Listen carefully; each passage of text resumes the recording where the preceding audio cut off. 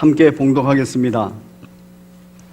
하나님 말씀은 마태복음 24장 13절, 14절 두 절 말씀 함께 봉독하겠습니다. 시작. 그러나 끝까지 견디는 자는 구원을 얻으리라. 이 천국 복음이 모든 민족에게 증언되기 위하여 온 세상에 전파되리니 그제야 끝이 오리라. 아멘. 우리 한 번 더 한 목소리로 봉독하겠습니다. 시작. 그러나 끝까지 견디는 자는 구원을 얻으리라. 이 천국 복음이 모든 민족에게 증언되기 위하여 온 세상에 전파되리니 그제야 끝이 오리라.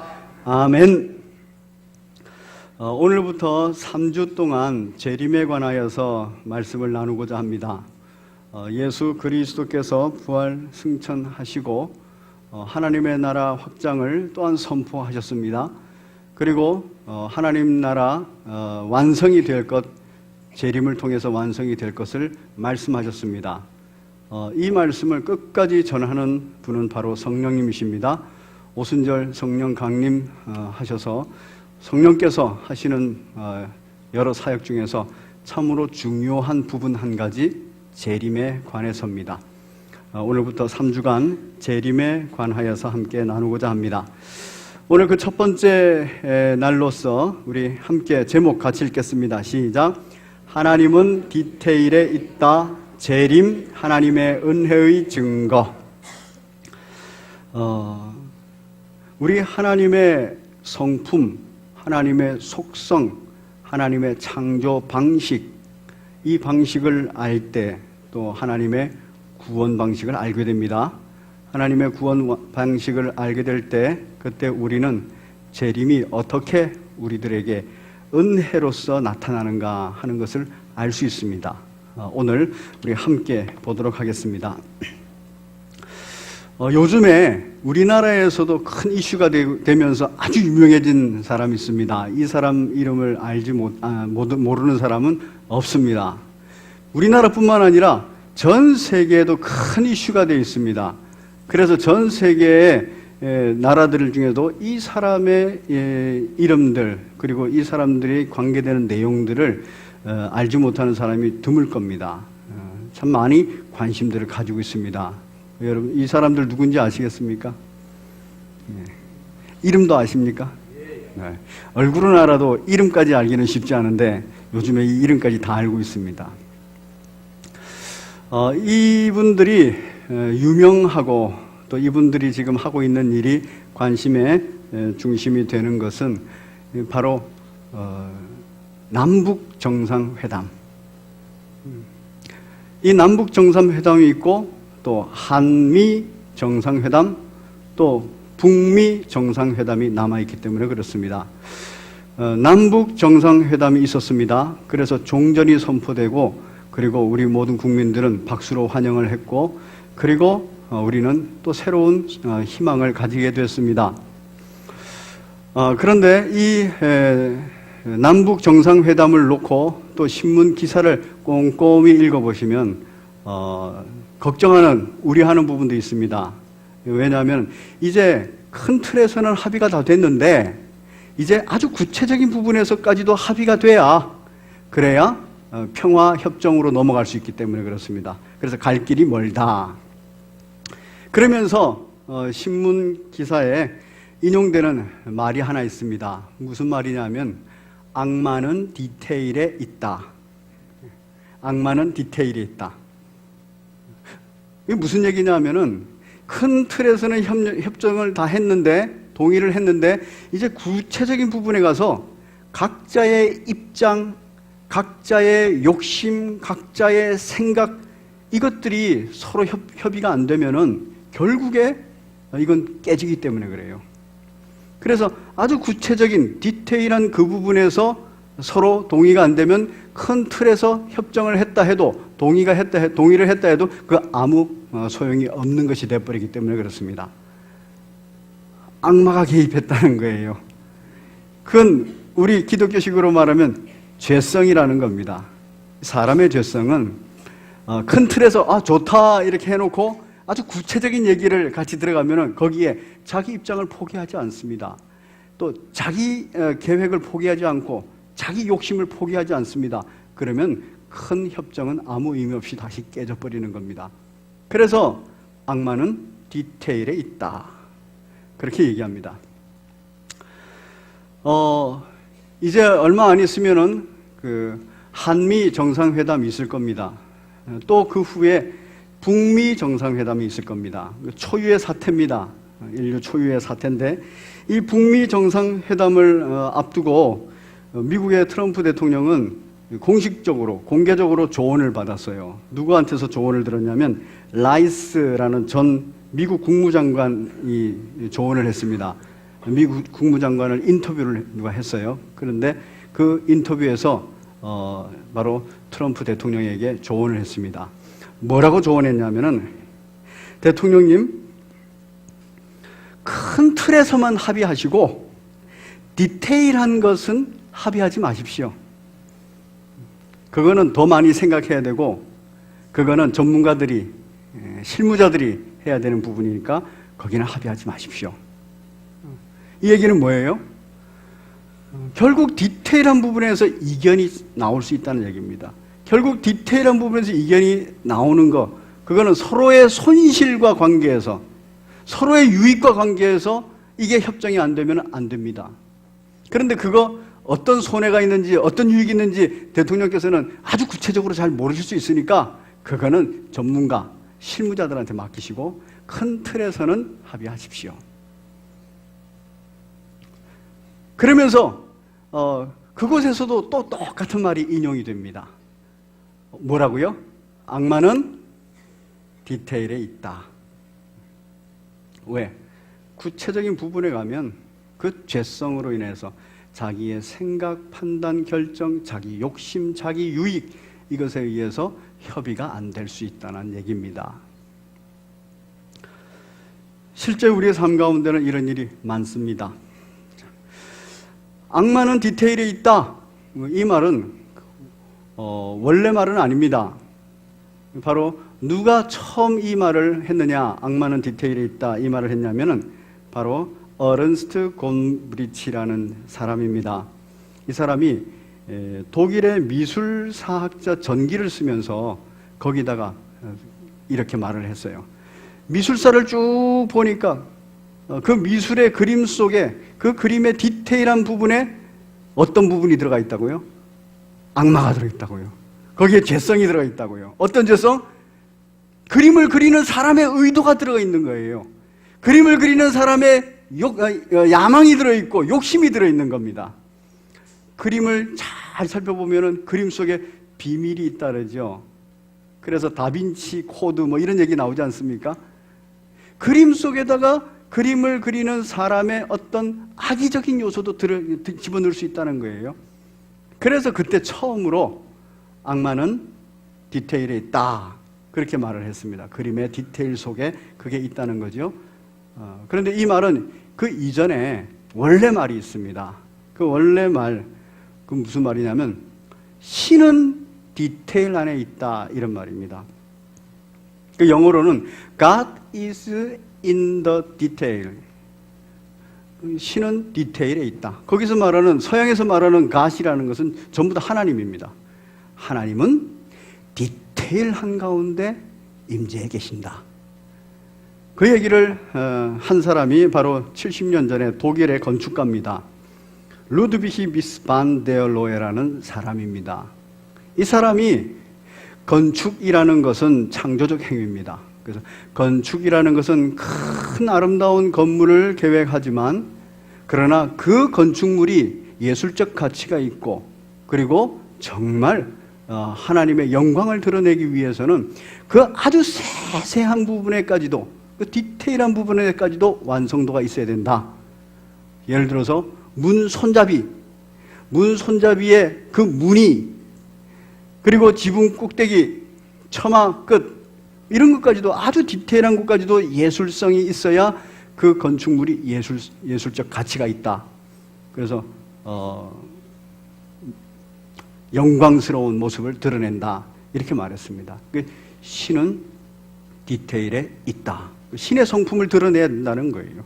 신의 성품으로 만들어야 된다는 겁니다. 그런데 이것도 그 독일 건축가 루드비 비스만 데어 로에가 처음으로 한 말은 아닙니다. 그로부터 한 40년 전에 소설가가 얘기했어요. 소설가. 프랑스의 소설가 귀스타브 플로베르라는 사람이 얘기했습니다. 이 귀스타브 플로베르라는 사람은 소설을 쓰는 데 있어서도, 신소설을 쓰는 데 있어서도 새로운 기법이 필요하다. 이게 뭐냐면 디테일이라는 것이다. 상황, 이 상황에 설명을 하는데 디테일하게 설명해야 된다는 거예요. 왜? 그것이 사람의 마음을 움직이기 때문에, 그것이 사람에게 감동을 주기 때문에. 그런데 왜 디테일이라는 방법을 사용하느냐? 그것이 하나님의 방법이기 때문에. 하나님은 아주 디테일한 방식으로 사람에게 말씀하시고 사람의 마음을 움직이시고 사람의 인생을 끌어가신다 하는 거예요. 그래서 프랑스의 소설가 기스타브가 가장 처음에 신은 디테일에 있다 이 말을 했습니다. 이들 모두는 어떤 사람입니까? 창조적인 일과 관계되는 사람이에요. 바로 어른스트 곰브리치도 미술 쪽에 관계되는 사람이고, 또 루드비히 비스반 데어로에도 건축가입니다. 그래서 없는 건물, 눈에 보이지 않는 없는 건물을 하나 지어내는 사람이에요. 창조적인 일을 하는 사람입니다. 소설가 역시 창조적인 일을 하는 사람이죠. 그들에게 항상 요구되는 건 뭡니까? 하나님의 창조 방식, 하나님의 창조할 때 그 성품, 그 속성, 그게 아주 중요하다는 겁니다. 그게 뭐냐면 디테일이다. 그래서 그 디테일의 방법을 사용하자 하는 겁니다. 우리 하나님, 태초에 하나님이 천지를 창조하시니라. 그 태초에 천지를 창조하실 때 이 천지가 어떠했습니까? 땅은 혼돈하고 땅은 공허하고, 그리고 공중은 흑암이 깊었다 돼 있어요. 아무것도 없어요. 무질서. 그래서 이걸 카오스라고 얘기합니다. 그런데 하나님께서 말씀으로 창조하자마자 그 카오스가 코스모스, 질서, 조화로 변해버립니다.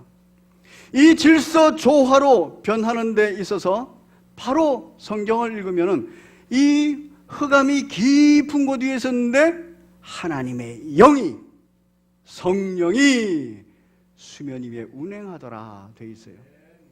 그래서 하나님께서 말씀하시니까, 빛이 있으라 하니까 그 수면 위에 그 운행하시던 성령이 아주 디테일한 방식으로 창조를 해낸 거예요. 이게 천지창조입니다. 바로 은하계의 모습입니다. 이 은하계의 모습, 이런 모습으로도 나타납니다. 굉장히 아름답죠. 그리고 저기에는 별이 몇 개나 되는지 알지도 못합니다.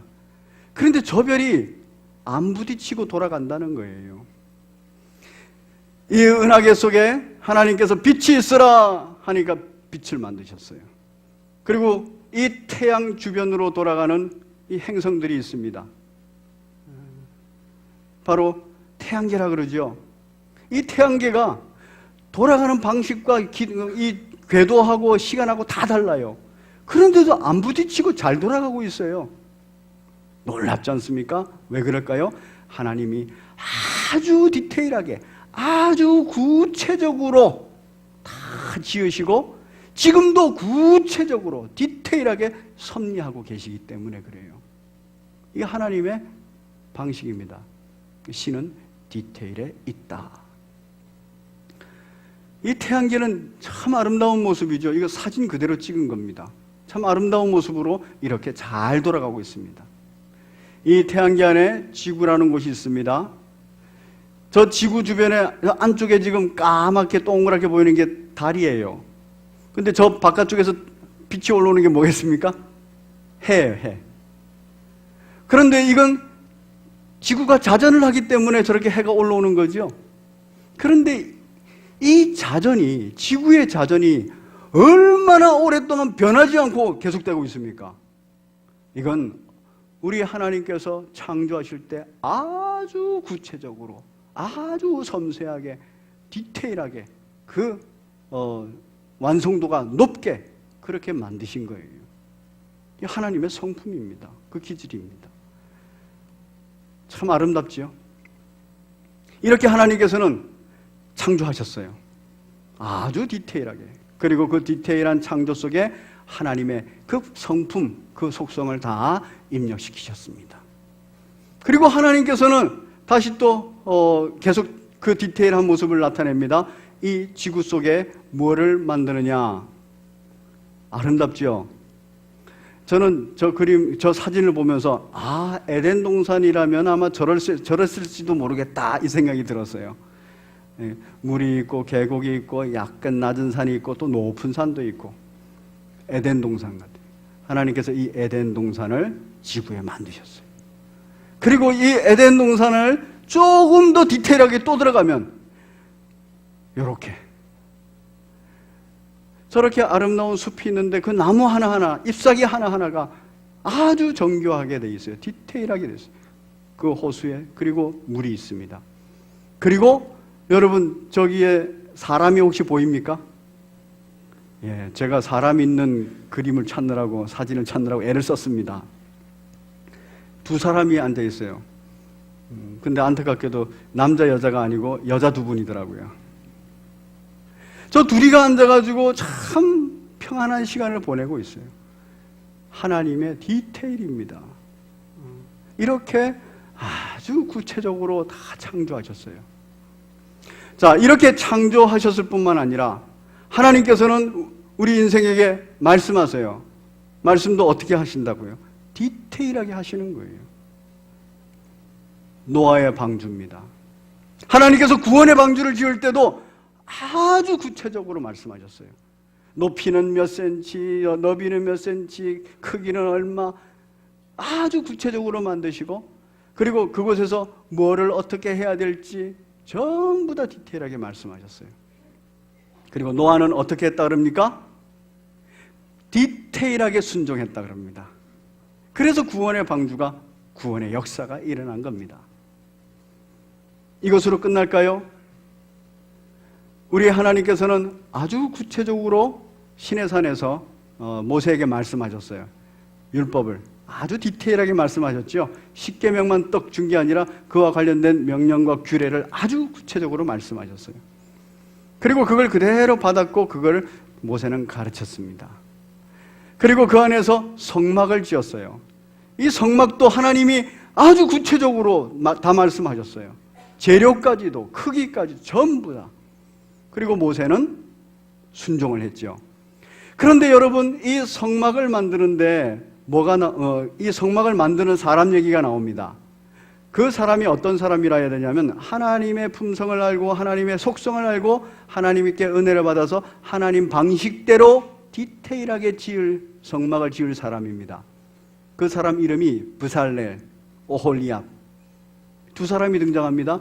그런데 그 사람이 등장하는 이유가 있어요. 거기에 뭐라고 성경이 기록하냐면 하나님의 영이 임한 자라. 성령이 임한 자라.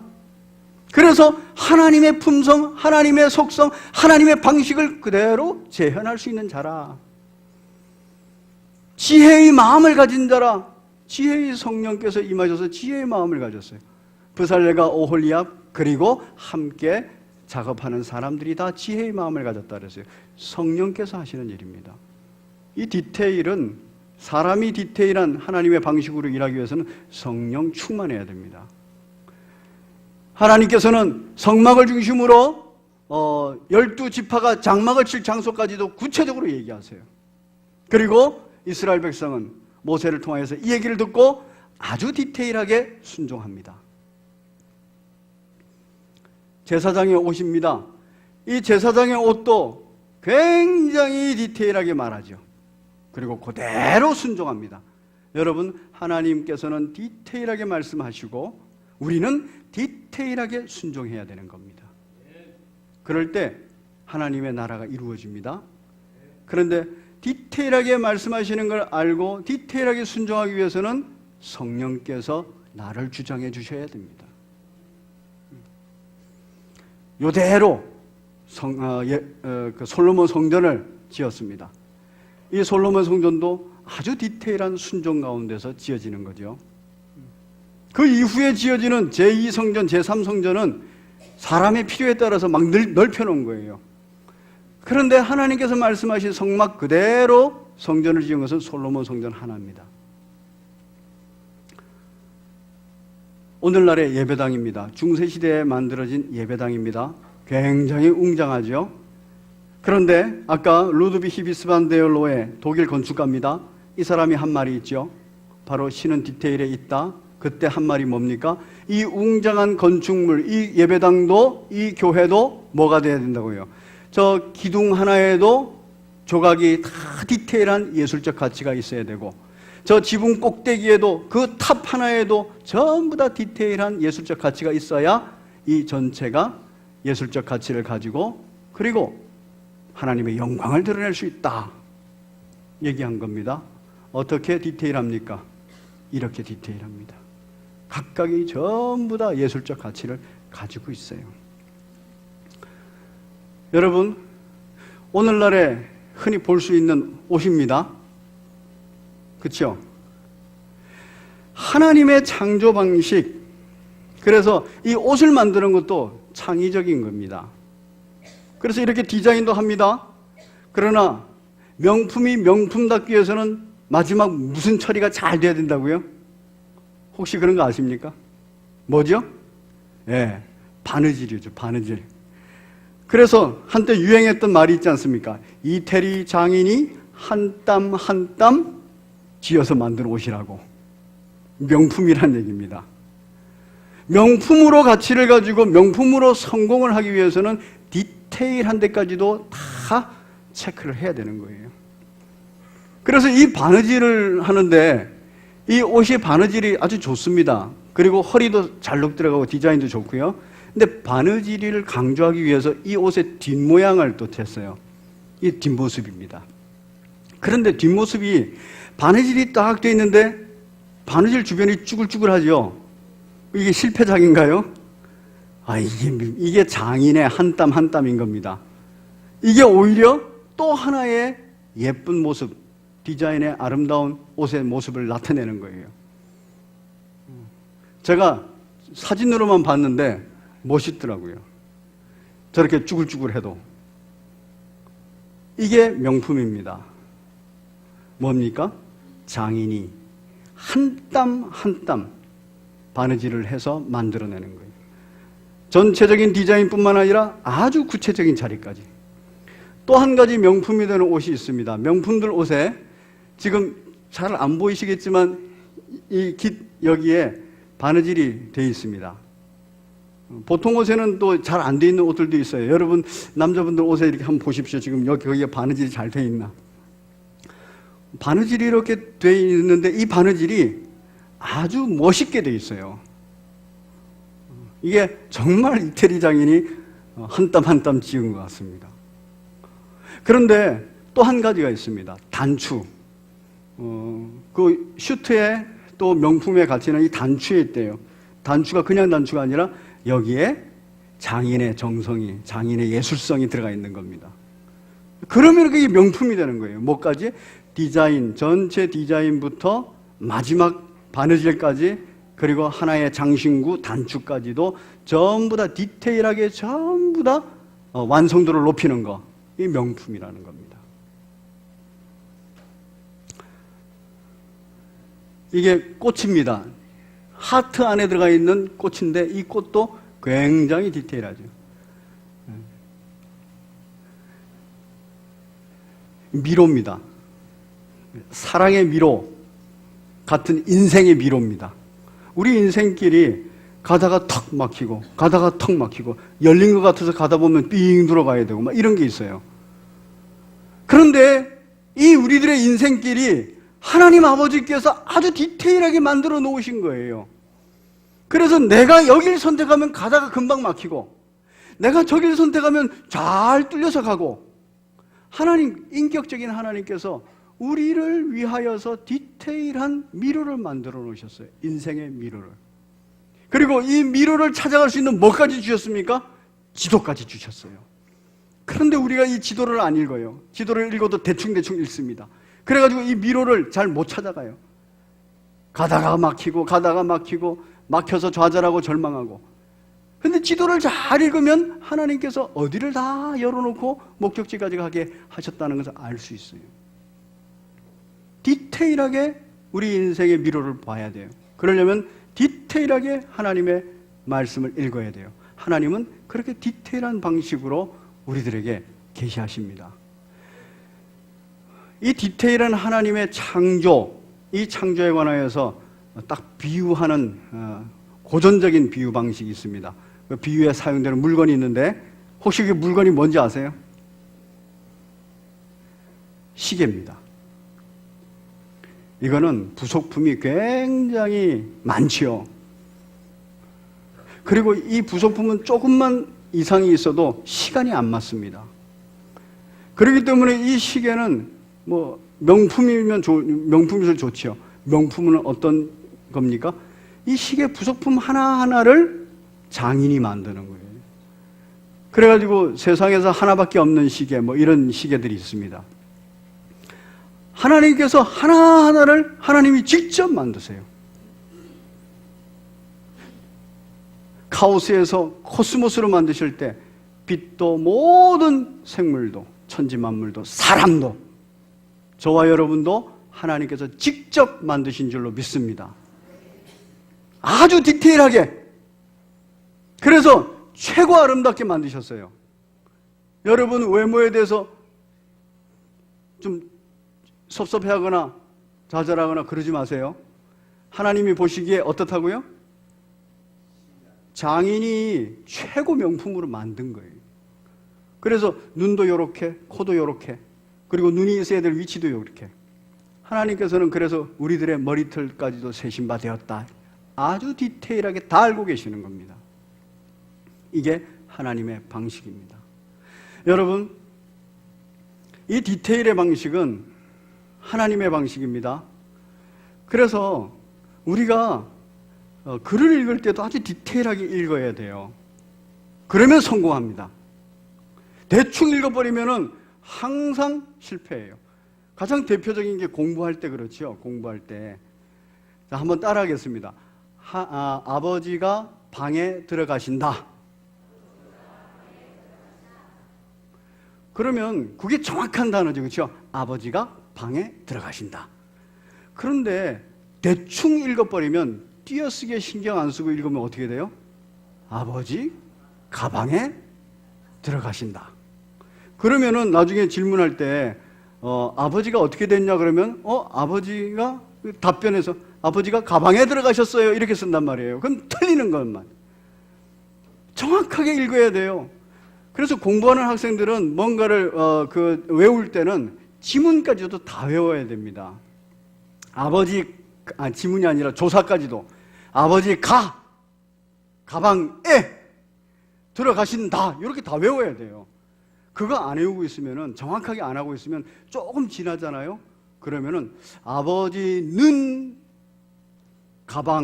아버지는 방으로 들어가셨다. 이렇게 기억이 될 수가 있어요. 우리들의 머리는 한계가 있어서. 그러면은 아버지가 지금 방에 있다는 건지 방에 들어간다는 건지 아니 아직 안 들어가는 건지 이거 모르는 거예요. 정확하게 하지 않으면은 그렇습니다. 성경을 읽는데 대표적으로 정확하게 하지 않는 사람이 있죠. 하와입니다. 하와. 하나님께서 말씀하셨어요. 너가 이 선악과를 먹으면 반드시 죽으리라 했거든요. 하와가 뱀의 유혹에 딱 됐을 때 하와가 얘기를 합니다. 이것은 먹지도 말고 뭐라고요? 만지지도 말라. 그러면서 뭐 어떻다고요? 죽을까 하노라. 죽을지도 모르고 죽을 수도 있고 이런 말이에요. 그러니까 마귀가 딱 들어오잖아요. 야! 죽을까 하노라 그렇게 기억하고 있지? 그런데 내가 확신하는데 너 안 죽는다. 그러니까 안 죽나? 죽을지도 모르고 그 다음에 안 죽을지도 모르는데 안 죽는다 그러는구나. 그런데 딱 보니까 보암직도 하고 먹음직도 하고 지혜롭게도 할 것 같아요. 그러면 먹어보자. 정확하게 안 읽어서 그래요. 정확하게 듣지 않아서 죽을까 하노라 이렇게 이해하는 겁니다. 그러면 마귀는 그래 너 안 죽어 이러고서 치고 들어오는 거예요. 이단들이 다 그렇습니다. 이단들이 우리 그리스도인 중에서 이단에 잘 넘어가는 사람이 어떤 사람인지 아세요? 말씀 사모하는 사람. 그런데 말씀을 구체적으로 모르는 사람. 그래서 말씀을 막 알고 싶은 사람. 그런 사람이 이단이 딱 와가지고 아주 구체적으로 대놓고 얘기해요. 이거는 이거고 이건 이거고 저건 저거야. 이건 이거야. 얘기를 딱 하니까 그렇구나. 왜요? 평소 때 신앙생활하면서 디테일하게 성경을 읽고 성경을 공부하고 성경을 배우지 않아서 그래요. 대충 한 겁니다. 아버지가 방에 들어가신다든지 아버지 가방에 들어가신다든지 이거 대충 하고 간 거예요. 죽을까 하노란지 아니면 반드시 죽으리라고 하는 건지 대충 읽고 가는 거예요. 오늘날의 대표적인 이단들 넘어가는 것 재림과 관계됐습니다. 성경에서 우리 하나님께서 재림은 어떻게 한다고 그랬습니까? 하늘로 올려가신 예수를 하늘로 올려가신 것을 본 그대로 오실 것이다. 그러면 예수님은 이제 초림할 때 방식으로 오신다는 거 아니에요. 초림할 때는 마리아의 뱃속에서부터 이렇게 나왔어요. 성령이 인투돼서. 그런데 재림은 지금 하늘로 이렇게 올라간 방식 그대로 오신다는 얘기는 성년 예수님이 오신다는 겁니다. 그리고 올라가실 때 사람들이 다 봤어요. 본 그대로 이제 내려오신 것도 다 볼 수 있다는 거예요. 우리나라에 행하고 있는 모든 이단들, 자기가 메시아라고 하는 그 이단들은 전부 다 이단이에요. 그럼 100% 이단입니다. 왜? 어머니 뱃속에서 다 태어난 사람들이잖아요. 그리고 또 뭔 분명한 겁니까? 제가 분명히 구원받은 사람이고 하나님 백성인데 제가 그 내려오는 걸 못 봤어요. 그렇지 않습니까? 그러니까 다 이단이에요. 그건 뭐 고민할 필요도 없습니다. 성경을 어떻게 해석하고 말씀하고 자시고 할 필요 없어요. 그냥 그리스도라 말하면 지금은 100% 이단입니다. 재림입니다. 디테일하신 우리 하나님께서 하나님 나라에 관하여서 굉장히 디테일하게 작정하셨어요. 하나님 나라 완성을 위해서 굉장히 디테일하게 예정하셨어요. 그리고 더 디테일하게 우리의 모든 삶의 자리에서 섭리하고 계셔요. 그런 하나님께서 바로 우리들에게 재림을 알려주신다는 겁니다. 어떻게 알려줘요? 때와 시는 예수님도 모른다 그랬어요. 하나님이 알아서 하신다 그랬어요. 그러면서 징조가 있다. 그 징조 어떨까요? 그 징조가 당연히 디테일하지요. 오늘 본문 보겠습니다. 오늘 본문 24장 4절입니다. 3절을 보시면 3절 끝에 어느 때 이런 일이 일어나겠으며 또 주의 임하심과 세상 끝에는 무슨 징조가 있사옵니까?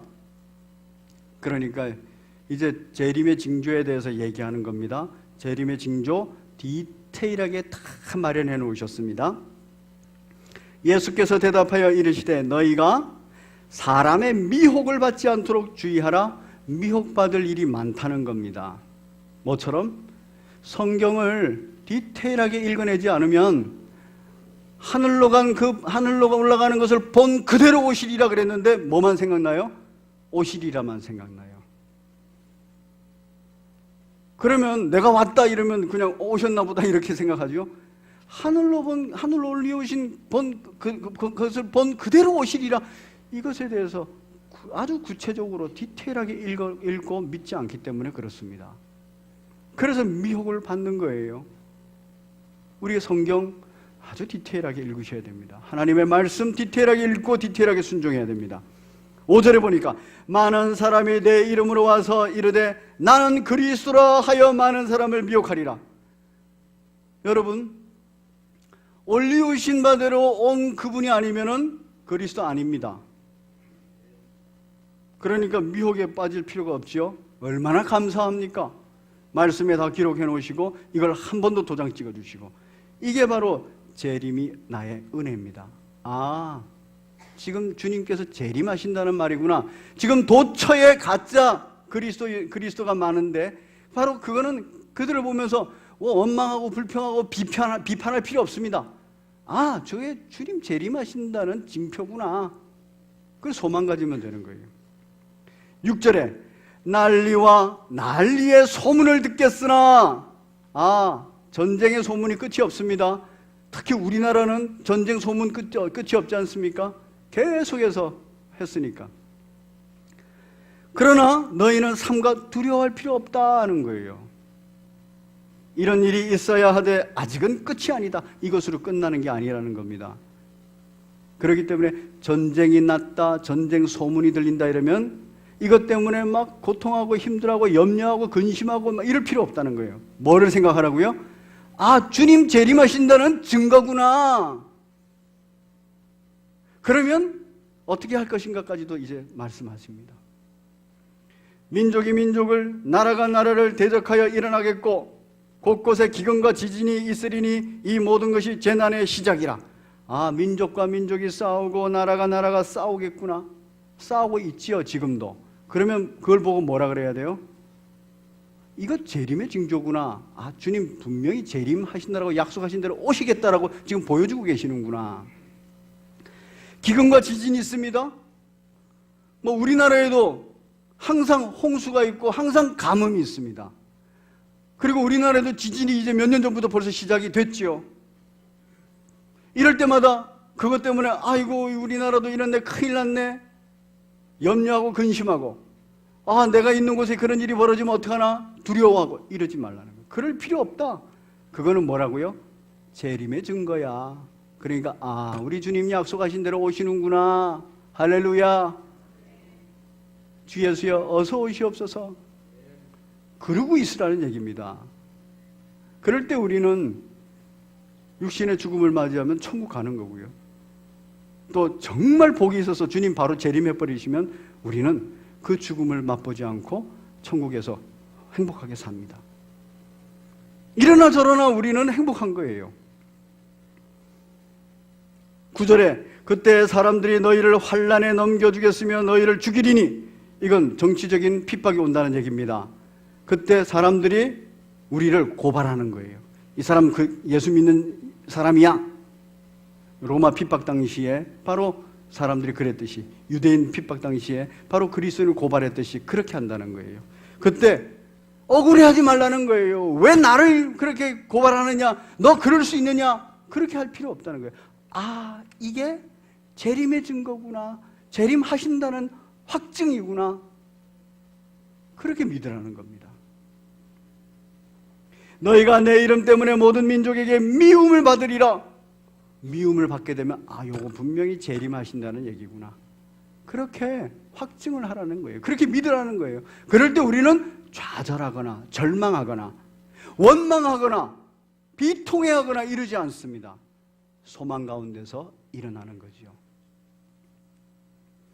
10절에 그때 많은 사람이 실족하게 되어 서로 잡아주고 서로 미워하겠으며 서로 이런 일이 벌어지는 거예요. 그러면 정말 고통스럽지 않습니까? 배신당하고 이런 일이 벌어지는 거예요. 지금도 배신이 있고 이런 일이 벌어지면 아, 우리 주님 재림하신다는 얘기구나, 그렇게 이해하시면 되는 겁니다.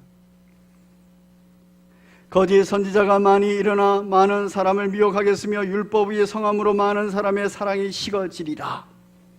이런 일이 벌어지면 왜 이렇습니까? 왜 이렇게 고난입니까? 왜 이렇게 환난입니까? 왜 이렇게 고통스럽습니까? 이렇게 말할 필요 없다는 거예요. 그렇게 마음 먹지 말라는 거예요. 이런 일이 벌어지면 할렐루야, 주님 재림할 징조를 다 보여주시는구나. 그러면서 어떻게 하라고요? 13절 시작. 끝까지 견디는 자는 구원을 얻으리라. 여기서 견딘다라는 말은 휘포메이나스라는 헬라어 단어를 씁니다. 이 단어는 뭐냐 하면은 굳세게 서라. 이런 일을 당할 때 원망, 불평, 좌절, 절망 이런 거 하지 말고, 고통에 눈물 흘리고 슬픔에 눈물 흘리고 이런 거 하지 말고 굳세게 서라. 성령께서 하시는 일입니다. 성령께서 이걸 가르쳐 주실 뿐만 아니라 성령께서 굳세게 설 수 있는 힘도 주실 줄로 믿습니다. 굳세게 서는 게 뭔지 아세요? 바로 역도 선수들이 역기를 드는 장면입니다. 역도 선수들이 기술로 딱 역기를 듭니다.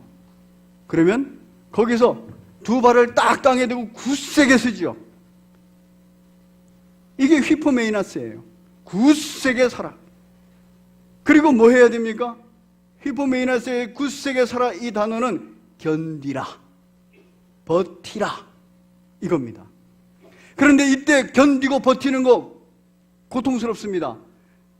그런데 이 고통이 영원한 절망, 영원한 고통일까요? 그렇지 않습니다.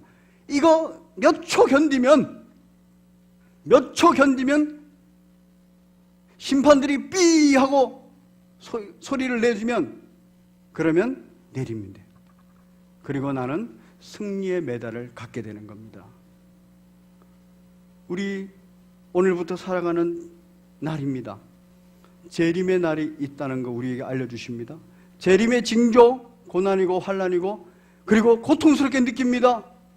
어떤 데는 좌절이고 절망입니다. 그때 우리는 그렇게 할 필요 없다는 거예요. 우리는 바로 굳세게 서라. 그리고 견뎌봐라. 버텨라. 몇 초만 견디고 몇 초만 버티면 그러면 심판주께서 오셔서 삐 하고 소리를 내면 그거 내리면 된다. 그리고 내가 받을 것은 승리의 메달이다.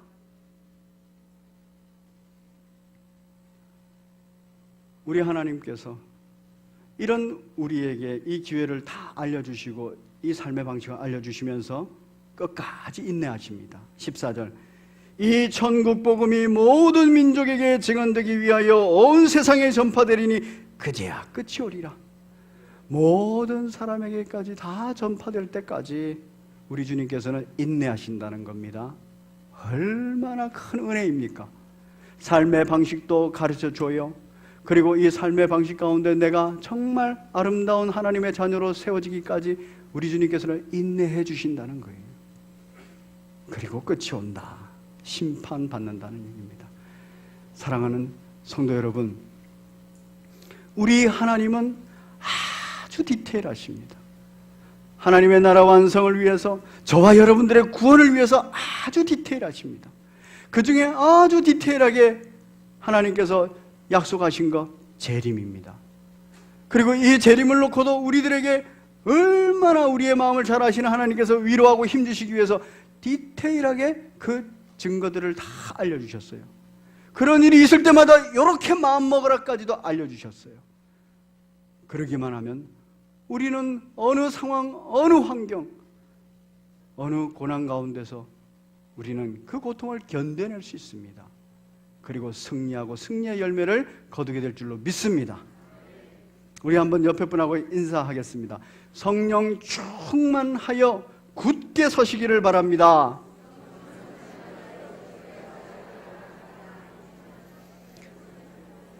우리의 믿음의 자녀들도 그렇게 자라야 돼요. 우리 믿음의 후배들도 그렇게 자라야 돼요.